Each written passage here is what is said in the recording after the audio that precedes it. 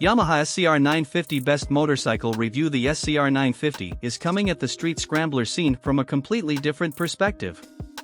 SCRRRRSH. The sound of footrest on tarmac contact makes me jump. It's only the first corner, and the Yamaha SCR950's Bridgestone trail wings aren't even warm yet. But we're already grinding dusty grooves into the Sardinian coastal road on both sides, and the SCR is betraying its cruiser-based origins. Because, right up front, it's important to understand the SCR950 is coming at the street scrambler scene from a completely different perspective compared to bikes like the Ducati Desert Sled, Triumph Street Scrambler and BMW R90 Scrambler.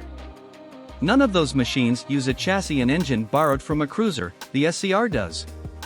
It has an identical steel tube frame, 41mm forks, short travel twin rear shocks, single front disc and the same 942 cubic centimeters, 51 brake horsepower air-cooled 60 degrees V-twin as the 15950, 15950R and 15950 Racer series. Ride quality and brakes. To give the SCR package a scrambler's looks, a new rear subframe lifts the 950's flat seat height to a more conventional 830mm over the XV's laid-low 690mm, and new bars and pegs straighten up the SCR's riding position into what is a comfy, natural, uncomplicated stance. Wire spokes on aluminium rims, with aforementioned Bridgestone trail wing tires, a slim 13-liter fuel tank, steel mudguards and number boards on the side panels complete the SCR950's scrambler image. But after 80 or so miles of thumping, thudding, clunking and scraping Yamaha's new street scrambler along a mixture of twisting Mediterranean roads and loose gravel trails, two things are crystal clear. Firstly, Yamaha couldn't build a dull bike if they tried, and, secondly, the SCR950 is a pretty basic machine.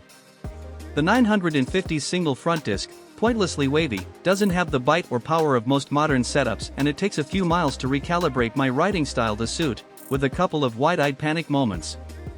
Engine.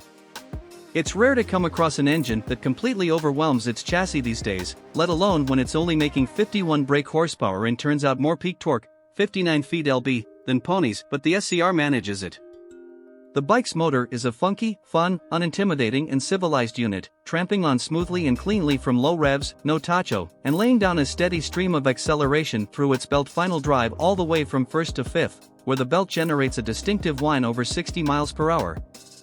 This is a perky, thrashable, good-natured engine. When was the last time Yamaha built a motor that wasn't? Reliability and build quality. Build quality is variable. The fuel tank is seam-free, without the unsightly joint along its lower edge, but the clutch and brake levers are about as cheap as they come. The air-cooled V-twin engine is the same as the one used in the Yamaha 15950 and is a tried and tested lump. Value versus rivals. The Yamaha SCR950 was launched at a price of £8,499. This puts it perilously close to rivals like the Triumph Street Scrambler, £9,000, and Ducati Scrambler 800, £9,095, which are far superior machines.